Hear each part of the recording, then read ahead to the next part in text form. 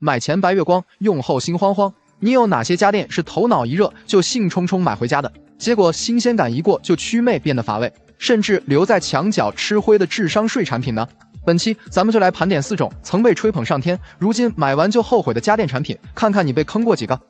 智能垃圾桶。所谓的智能垃圾桶，主打的就是高颜值，告别脏手。凭借可以自动开盖、自动打包，不需要弯腰等优势卖点，在近些年赢得很多消费者的青睐。但实话实说，这个看似科技感满满的智能小家电，在市场上没火多久就彻底熄火了。很多买过、用过的家庭都纷纷后悔。因为槽点太多，比如这个智能感应时而会过度反应，时而又会原地罚站，等你路过一下，冷不丁的给你翻开盖子，等你伸手过去吧，它又不干正事儿了，根本没有反应。还有智能打包垃圾确实方便，但如果遇到一次把垃圾袋扯破的时候，那就尴尬了，里面流出来的残渣汁水，那个味道恨不得原地去世。另外，大多数的智能垃圾桶内部空间都小得可怜，还得去买专门的配套垃圾袋。细细算下来，与普通垃圾桶相比，这个使用成本真是贵的不是一星半点，实在不划算。综上原因，最终导致了它的落寞，因为负评越来越多，自然买的人也就越来越少了，被市场淘汰也是早晚的事。家用除螨仪。经常在网上看到一些所谓的专家在宣传，什么螨虫会伤害皮肤，甚至会引发疾病，平时如何预防螨虫、如何清洁螨虫等科普分享。此后，市场上就推出了一系列号称有除螨功效的家电产品，来满足消费者的需求。其中要说卖的最为火爆的就是家用除螨仪。但有一说一，这个所谓的除螨仪实际上就是个大号的吸尘器，看着挺唬人，但它又不带紫外线灯，又没有高温加热功能，价格区几百块，还附带除螨效果，只能说仁者见仁，智者见智了。家里床上落的灰尘、螨虫还没有你下班回来带在身上的多，靠这个吸尘器除螨都不如你每月勤换被褥的效果更好，而且它的这个滤网和吸力也仅比你的车载吸尘器大一点点，甚至还不如市面上常规的普通吸尘器好用。所谓的除螨全都是心理作用在作祟。当然，这个家用除螨仪也并不算是真正意义上的智商税产品，它只是满足了某些特定需求，或者是被厂家过度宣传了某些无效功能。所以仅也只是想提醒大家，购买时要擦亮眼睛，不要一时冲昏了头脑，需要理性选择。电饼铛。说到电饼铛，相信很多人都不陌生。这个号称是懒人必备的厨电产品，在几年前可谓是抢手货，几乎是每个家庭不可或缺的厨具之一。与普通的锅具相比，这个电饼铛不仅使用方便快捷，大大提高了做饭效率，而且又能烤面包、煎牛排、烙饼，甚至还能煎锅贴和水煎包，满足不同的烹饪需求。然而，如今的电饼铛仅用了短几年时间，就从火爆全网跌落到无人待见的地位。为什么会出现这种情况？看完网友们的真实反馈，你大概就明白了。首先，被大家吐槽最多的点就是受热不均匀，用它煎烤食物经常出现一面烤糊的现象，吃掉吧，实在难以下咽；丢掉吧，又有点浪费。其次，还有烤盘太浅的弊端，所以一般只能用它做薄饼。如果想用它烹饪厚一点的食物，比如馅饼或水煎包，就会出现上下盖合不上的情况。如果盖上盖，还会导致包子被压变形。另外，用过电饼铛的人都感同身受，清洗难度大，真心让人头疼。尤其是残留在上面的食物残渣和油渍，简单清洗容易出现擦不干净的情况。用钢丝球之类的清洁工具，又担心把表面的涂层刮花。所以说，这些实打实的缺陷也注定了它被淘汰，不受大众待见了。跑步机动感单车。前些年，随着短视频的兴起，在一些健身达人的推动下，很多人也开始了自己的健身计划。结果健身卡办了1年，去不到3次，健身餐吃了没几天就坚持不下去了，立马又胡吃海喝起来。当然，这其中还有一部分人指望着买一台跑步机或是动感单车，在家里坚持减肥、坚持锻炼，就可以马上瘦下来，从此秒变健身达人。然而，买之前很多人是激情满满，连续用了1个星期后就自我放弃了，最终沦为了家里最新款的置物架，丢了吧，又舍不得；送人吧，又太麻烦。结果就是越看越不顺眼，悔不当初，怎么当时就头脑发热冲动下了单，钱打了水漂不说，还白白在家吃灰占地方。现在各位就自我检讨一下，看看说的是不是你。很多人都喜欢跟风买东西，尤其是一些小件的家居用品，看到商家和网红大肆吹捧宣扬产品的卖点，就觉得它真的可以解决生活痛点，于是就果断入手，买回来自己亲自用了以后才知道，又是一个鸡肋产品。就比如下面这8样家居用品，每一样都曾经被吹捧上天，结果用了后才知道是智商税，真的太坑人了。看看你家有几个。鸡蛋滚动盒。卖点比传统鸡蛋收纳盒更节省空间，而且鸡蛋可以一个一个自动滚动下来，拿取方便。鸡蛋在滚动状态下能避免内部蛋清蛋黄的沉淀。现实，这种滚动盒确实比普通的平铺型收纳盒要节省空间，但是一次性收纳数量上减少了，而且价格略贵。不过这不是重点，重点是它宣传中最大的卖点——滚动式自动补蛋根本不好用。由于鸡蛋大小形状不一，滚动过程中大的鸡蛋卡住下不去，小的直接冲到最下面容易破碎，鸡蛋破了还要收拾盒子，无疑是给自己增加了家务。另外，它的收纳量比较小，如果家里人口多，一次买个3-4斤鸡蛋的话，根本放不下，还是要另外找地方放，比较鸡肋。2. 分层鞋架卖点：原本一双鞋子的空间，利用分层鞋架可以放下2双鞋子，充分利用鞋柜，是小户型鞋子收纳神器。现实，这种分层鞋架在使用时对鞋子的大小高低都有要求，如果是普通的平底皮鞋放进去是没问题的，但如果是男士的高帮运动鞋或者鞋面稍微宽点的洞洞鞋，根本放不进下层。如果只是用来收纳普通拖鞋或者小朋友鞋子的话，那确实没问题，但是如果想常规家用，真心劝退。3. 刀筷消毒机卖点：可以直接收纳刀具和筷子，有些产品还带有砧板架，收纳能力满分。另外，内部带有紫外线消毒灯，通电以后可以给刀具、筷子消毒，节省了买消毒柜的费用。收纳、消毒功能2合1。现实，所谓的消毒其实就是一个普通的紫外线灯珠，效果很差，而且不带有烘干功能。湿漉漉的刀具、筷子放进去后很容易发霉，由于每次刀具、筷子刚清洗好，还在滴水状态下放进去的，所以消毒机底部会有不少积水，时间久了就会发霉。消毒机不能消毒，反而成了霉菌滋生地。即使有些消毒机的底部可以拆卸下来清洗，但是机身内部是不能拆洗也不能自清洁的，很不卫生，不如直接买个刀架和筷架，便宜又好清洗。日常使用的刀具只要清洗到位，然后放到通风处晾干，根本不需要特别消毒。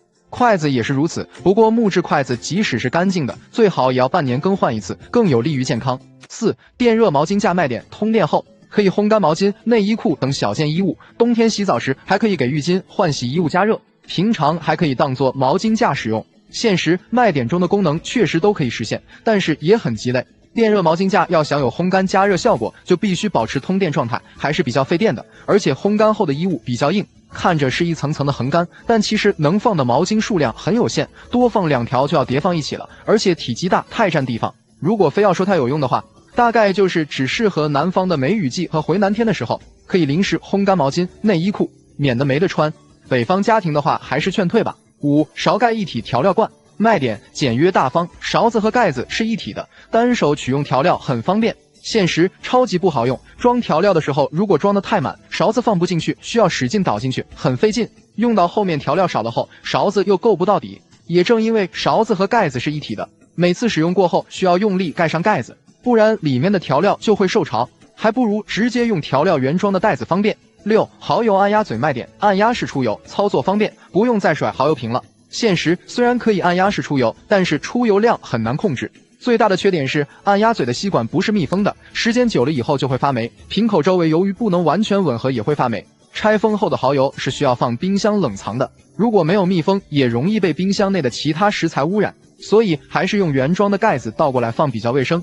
7. 硅藻泥地垫卖点：吸水块，用在淋浴房旁边，可以吸干鞋子上的水，还能起到防滑的作用，造型各异，颜值也高。现实，它除了吸水块以外，真的就没有其他优点了。吸水也只能是吸干鞋底的水，脚面缝隙的水还是吸不掉的，而且它特别不耐脏，沾了水后很明显的会变黑，1个礼拜不刷洗就会发霉有异味，清洗也比较麻烦，当做一次性的地垫使用还可以。8. 挤牙膏器卖点：懒人必备，不需要自己用力就能轻松挤出牙膏。现实，说它是懒人必备，我真的不敢恭维，用它比自己挤牙膏费劲多了，并不是每次挤出来的牙膏量都一样，主要看牙刷按下去的早晚，有时候牙刷放早或者晚了，牙膏就会掉出来，还要清洗它，非常麻烦，有清洗的功夫，真的不如自己挤牙膏了，省事了。说在最后，虽然这些小件家居用品的价格都不算贵，但关键是它不实用，不仅不能解决问题，反而会增加问题。对于这类产品，还是劝大家不要轻易购买，以免交了智商税。说到洗衣机，堪称是造福人类的伟大发明，从此告别了手洗衣服的烦恼。但是不知道大家发现没有，在现如今凡事都讲究效率的影响下，很多人的生活习惯也发生了改变。就拿使用洗衣机来说，越来越多的人为了节省时间和效率，一直使用快洗功能，10几分钟就把衣服洗完了，图的就是一个快。但殊不知，洗衣机的快洗模式看似实用，实则是缺点大于优点。本期就和大家聊聊为什么说洗衣机的快洗功能不能随意用这个话题。什么是快洗功能？快洗功能也叫速洗模式，说白了就是与常规洗涤和标准洗涤相比，洗涤时间更短，效率更快。用过洗衣机的人都知道，洗衣机的标准洗模式往往需要45分钟甚至更长时间，而快洗模式一般只要15分钟就能完成。各大洗衣机厂家发明洗衣机快洗功能，为了就是解决传统洗衣机耗时长、耗电高等问题。如今不论是波轮洗衣机还是滚筒洗衣机，快洗功能已经成为了标配程序。快洗功能的工作原理。为什么快洗功能只要10几分钟就能完成一次洗涤？它是怎么做到的呢？其实快洗功能之所以快，无非是通过以下3种方式来实现的。减少用水量。这个非常好理解，简单来说就是快洗模式的用水量更少。细心的朋友会发现，洗衣机快洗模式下通常采用的都是低水位洗涤，也就是说与标准洗相比，快洗功能是缩短了加水和排水时间，从而实现洗涤过程变快的。减少洗涤和漂洗次数。同样的道理，减少洗涤次数和漂洗次数也能达到洗涤时间加快的结果。一般来说，常规洗涤模式下，它的洗涤和漂洗次数至少要2至3次，而快洗模式下只要1次就完成了，所以也就缩短了洗涤时间。提高电机转速。提高洗衣机发动机的转速最大的优势就是能让洗涤效率提升。快洗模式下，洗衣机的内筒是在最大转速下工作，不仅洗涤效果更快，而且能在短时间下完成脱水。快洗模式为什么不能随意用？知道了快洗功能的工作原理是在减少水量、减少漂洗次数、加高电机转速的情况下实现的，那么快洗模式带来的3大弊端也就显而易见了。衣服洗不干净。快洗模式下，衣服洗不干净是常态，这是由于快洗功能的用水量少、过水位太低导致的。如果一次洗的衣服太多，又或者太脏的话，就会出现洗不干净，甚至有异味的情况。网友宝妈要加油，以前一直觉得夏天的衣服不是很脏，快洗15分钟足够了，但经常发现早上才穿的衣服，不到中午就能闻到一股汗馊味。后来保洁阿姨告诉我说，是因为衣服没洗干净，夏天爱出汗，要用标准洗才行。后来改了洗涤模式，确实没味了。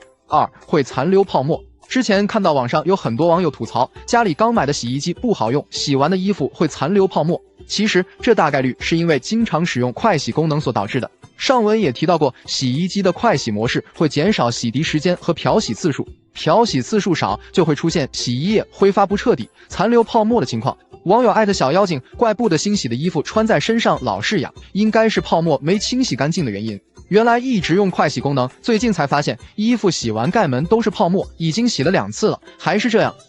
对衣服磨损大。快洗模式下对衣服的磨损大，会容易出现把衣服洗旧、损坏的情况。这也不是危言耸听，快洗模式下会提高发动机的转速，从而来提升洗涤效率和脱水时间。要知道，转速越高，对衣服的磨损程度就越大，特别是一些比较薄的面料，或者是 T 恤的领口，或者是衬衫的领子，经常用快洗模式，很容易出现磨损、松垮的情况。如何正确的使用快洗功能？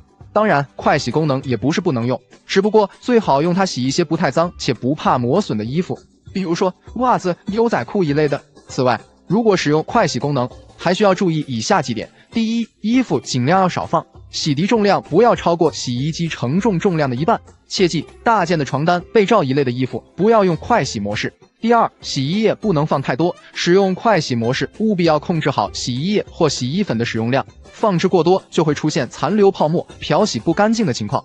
第三，有顽固污渍的衣服，建议先手洗后再选择快洗模式。比如衣服上有油污、茶渍或者汤汁等污垢，可以手动搓洗后再使用快洗功能。第四，特殊类材质的衣服不要使用快洗功能，比如羊毛、真丝这类比较娇贵的衣服，经不住高速的快洗模式，会加速衣物的磨损。文末结语：洗衣机的快洗功能虽然能节省时间和效率，但它并不适合日常洗衣。频繁使用快洗模式，不仅会出现衣服洗不干净的情况，还会加快电机的磨损，缩短洗衣机的使用寿命。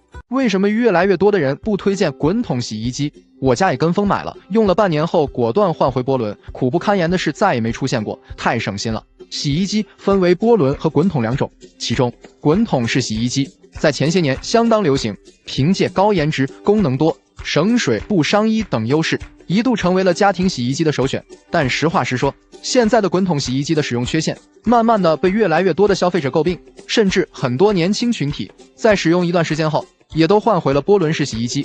这是什么原因导致的呢？本期小东结合自身的使用感受以及网友家的真实反馈，来谈谈滚筒洗衣机的使用弊端，给大家做选购参考。一、确实省水，但漂洗不干净。滚筒洗衣机的洗涤方式是通过浸湿衣物，然后衣物在桶内不断的摔打来实现洁净效果的。这种洗涤方式表面看是很省水，但恰恰是因为水量不够，就会导致出现漂洗不干净的情况。像我家之前的滚筒洗衣机，每次脱水后拿出来的衣物总是黏糊糊的，让人感觉上面残留的洗衣液根本没洗掉。上网一搜才发现，滚筒洗衣机洗不干净几乎是通病，案例也是比比皆是。网友童言无欺，真的无力吐槽家里的滚筒洗衣机每次都这样，洗了2-3次后泡沫还这样多，一颗洗衣凝珠这样，倒洗衣液也这样，烦死了。网友梁山伯与祝英来，别问我为什么不喜欢滚筒洗衣机，这已经是洗过第2遍的效果了，泡泡还是肉眼可见的多。反观波轮洗衣机，虽说丑了点，洗衣服费水，但是洗得干净，这一点是有目共睹的。2、中途添衣麻烦。使用滚筒洗衣机，如果中途发现有遗落的脏衣服，需要添加就不是很方便。因为滚筒洗衣机的侧开门，为了防止洗衣水外溢出来，工作时会把舱门锁死。也就是说，只要机器开始运转了，舱门就是密封的，没办法添加衣服。虽然现在一些高端滚筒洗衣机也支持中途加衣了，但价格卖的贵不说，关键是也得等洗衣机完全把水排干净后，彻底停止工作了，才能实现，麻烦的要死。而波轮洗衣机想要中途加衣就太省心了，无论洗衣机洗到哪个环节，只要按下暂停键，打开盖板后，你可以随时往里边加衣服。3、功能虽多，但多数都是摆设。我家之前跟风购买滚筒洗衣机的主要原因之一，就是看中它的洗涤功能更丰富，什么又是空气洗，又是除菌洗、高温煮洗，甚至还能烘干。在洗涤模式上也有多种选择，还能根据不同面料选择清洗模式。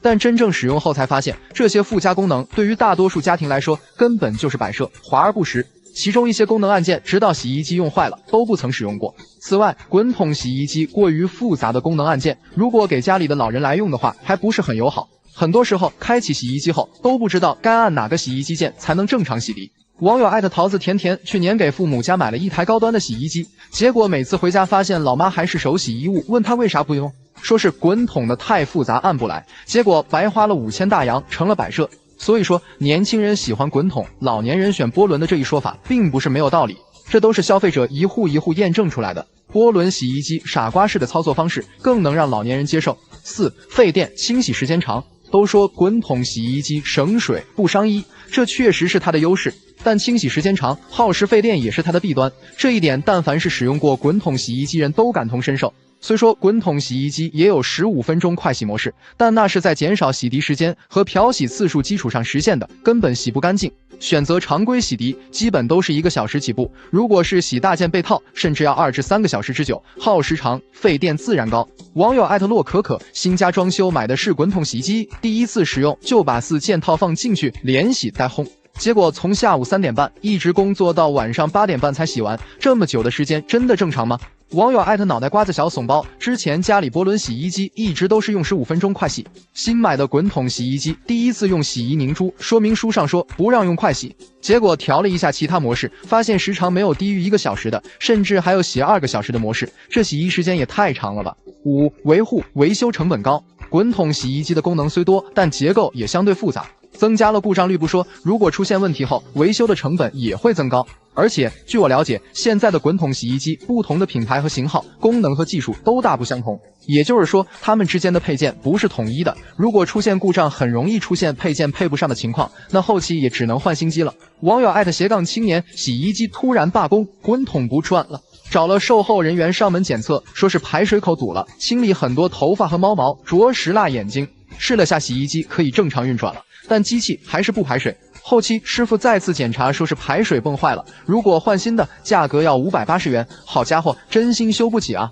而反观波轮洗衣机，因其结构简单，也没什么核心技术，涉及到的零部件大部分也是通用的，所以不管是维修维护都没啥成本负担。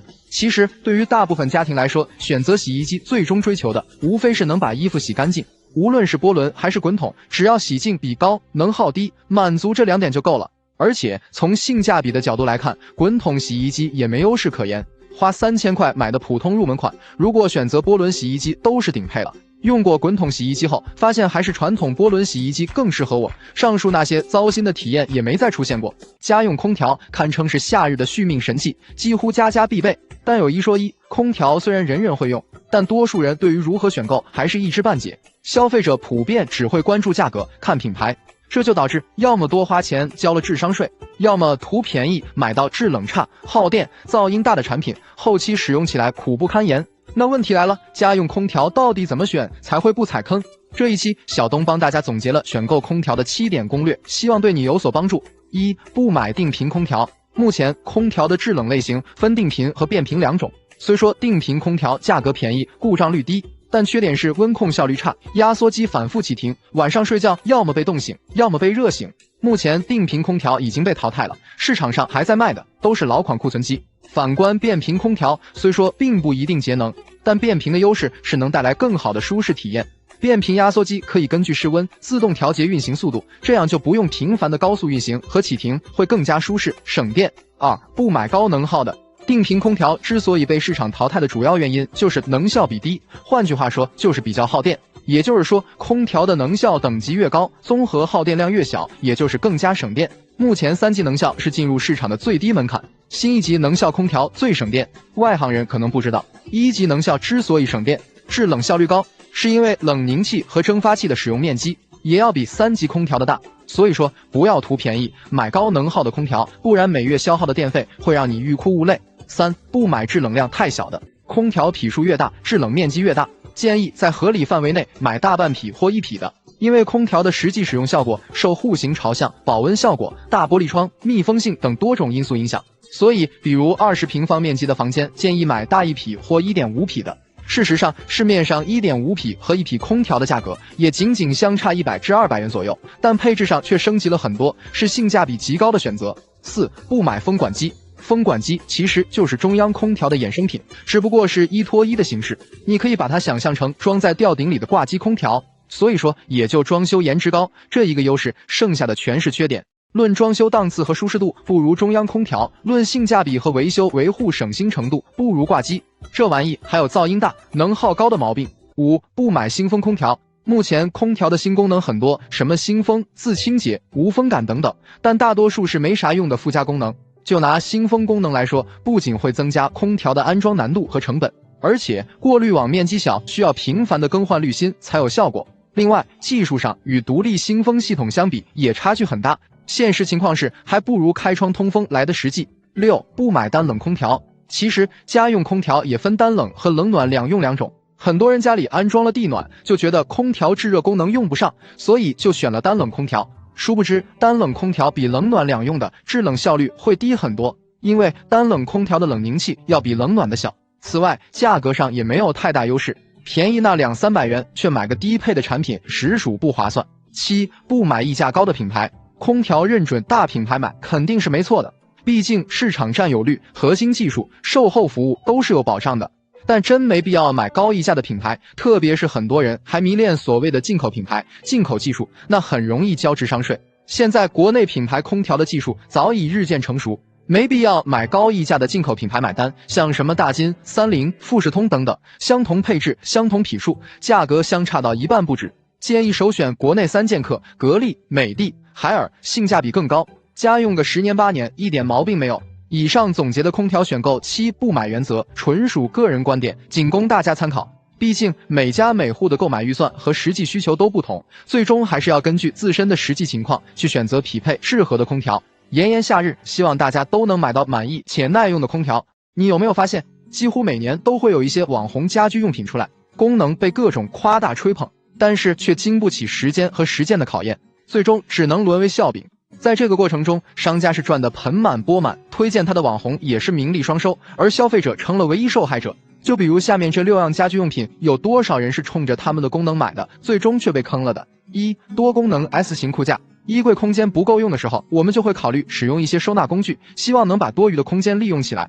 多功能 S 型裤架的宣传就是利用长挂衣区下方的空置空间，把裤子一条一条的叠挂起来。使用 S 型裤架只需要1个衣架的空间，却可以同时收纳5-6条裤子，确实是节省了不少衣柜空间，但是用起来超级不方便。裤架上的裤子全都是贴在一起的，在拿取的时候会出现前后不平衡的状态，想拿出其中一条裤子，就需要把整个裤架都拿出来，非常不方便。而且也不是所有裤子都可以放上面，稍微厚一些的裤子根本挂不上去，属实坑人。2. 空气炸锅，空气炸锅真的是风靡一时过，一句万物皆可无油炸的宣传，就把它推上了当年的小家电销售榜首。大家家里应该都有1-2台吧？空气炸锅最大的优点就是不需要把食材完全放进油锅里烹炸，只需要少许油，甚至不需要油就能吃到油炸口感的食物。无油炸更健康，这是它的优点，但同样也是它的缺点。食材没有经过油脂的浸润，只是把其中的水分烤干了，所以在口感上无法达到油炸般的外酥里嫩。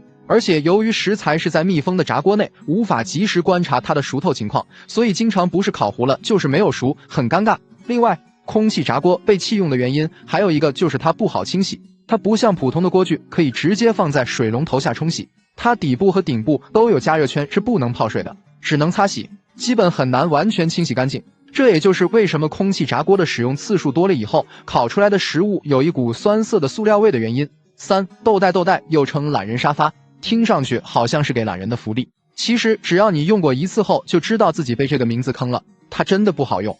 豆袋其实就是一个布袋，里面包裹着泡沫颗粒，躺上去是柔软的，但是你躺上去和起来的这个过程很狼狈。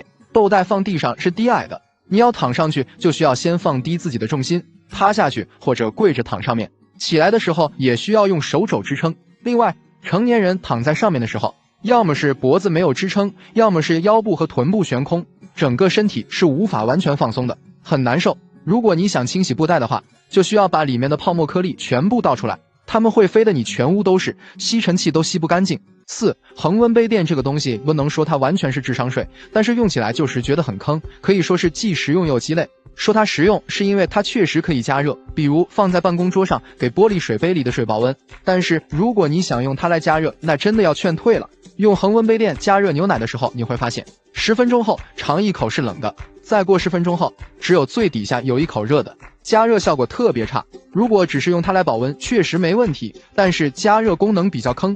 不过话说回来，保温的话为什么不直接用保温杯呢？还更方便。5. 酸奶机，很多人都喜欢吃酸奶，又担心外面买回来的有太多添加剂，就想自己动手做还能省点钱，于是就入手了酸奶机。说实话，酸奶机本身并不是很贵，但是要做酸奶，你除了酸奶机外，还需要牛奶、菌粉、白砂糖、酸奶储存瓶等，而且过程比较长，发酵好后还需要冷藏1晚上，最后发现自己做的口感总是偏酸，远远不及超市买来的好吃。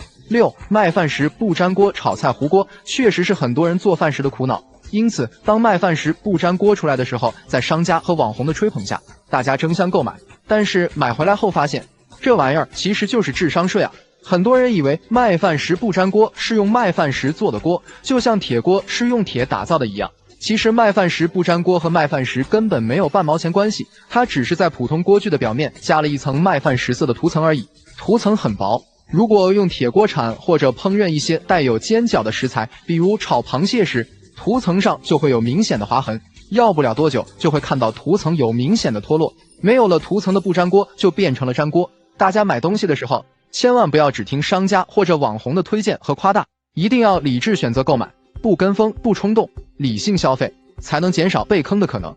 有哪些装修设计是你认为装修前期待满满，用后谁装谁是大冤种的？有一说一，很多人家里装修都会参考时下流行的网红风格，但只看到高颜值，却没看到设计的缺陷，于是装修完好看是好看，等住进去后才觉得鸡肋或者根本没用，而且浪费钱。这一期小东就给大家盘点4个好看却不实用的装修设计，看谁还在乱跟风。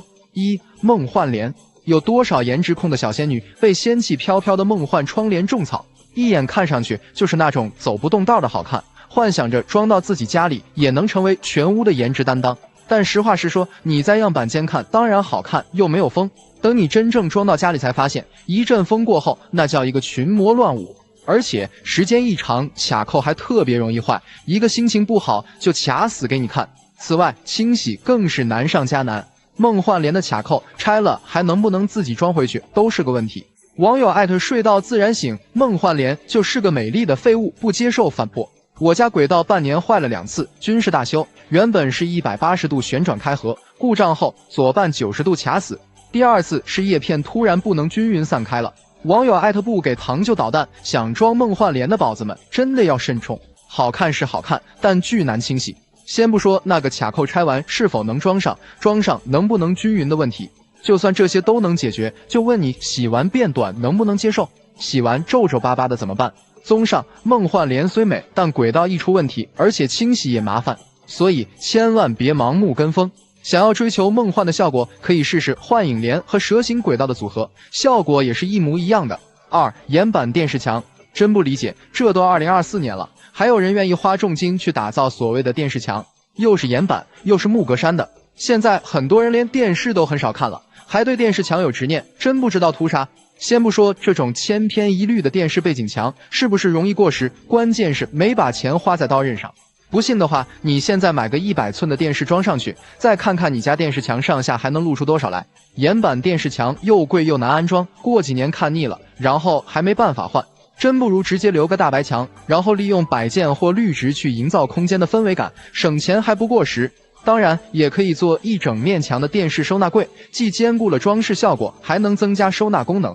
网友艾特今天不上班再换套房，我依然会选择不做电视背景墙，直接干净的大白墙，耐看显大，还好搭配，简直就是 YYDS。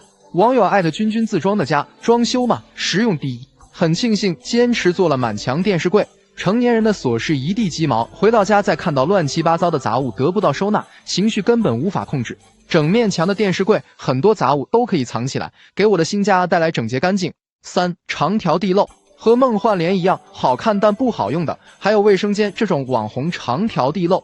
颜值在线是没错，还给人一种下水更快的错觉，但实际上这种长条地漏和下水口和普通地漏是一样的，根本不存在下水速度更快的说法。而且长条形地漏更容易藏污纳垢，很多人入住才半个月，卫生间异味就很严重了。基本上可以判定问题就出在这种地漏上，3天不清理，就很多头发和各种污垢卡住里面，又脏又难清理，真叫一个苦不堪言。网友艾特莫名其奇，新家刚入住没多久，卫生间就开始出现一些黑色小飞冲，前天终于破案了，撬开地漏一看，好家伙，脏的都没眼看，而且巨臭无比。这种长条地漏好看是好看，但清理真的麻烦。网友艾特是木木呀，好看的长条隐形地漏为什么要给大家拔草？太难清理，每次都要先盖板，还配了专用的钩子。其次，下水慢，因为更容易堵头发，如果你不勤快，真的要慎选。我想说，好的装修就是在生活中做减法，减少劳动量。经过大众长时间的检验，最经验实惠又好用的还是传统的方形地漏。4. 岩板一体盆，卫生间岩板一体式洗手池，这些年的热度就一直没低过，不断的有人跟风做。总结起来就是装完笑嘻嘻，用过哭唧唧。不可否认，岩板一体盆确实颜值高，也极简范十足，很符合年轻人的审美。但这玩意有个致命的缺陷，就是用久了，水渍特别难清理，尤其是洗水池的4个边角发黄，几乎是家常便饭，缝隙里还藏污纳垢，用刷子都刷不干净。如果是深色的岩板，那就更惨了，不仅污渍看着像发霉，还有水垢也特别明显，本是冲着颜值装的，结果是越用越臭。网友艾特波波喵喵，岩板一体盆真的是一个巨坑，清洁卫生累到崩溃，每天都有擦不完的水渍和泡沫渍，关键湿的时候又看不清，只能盲擦，等它干的时候又会发现有脏的地方，而且巨多死角，根本擦不到位。大家真的不要图颜值选岩板盆，不然以后天天为它服务了。当然，岩板一体盆除了不好清洁卫生，还有下水慢、易溅水的弊端，真不如老老实实选择一个性能成熟的陶瓷一体盆，功能一样也不少，还不存在卫生死角。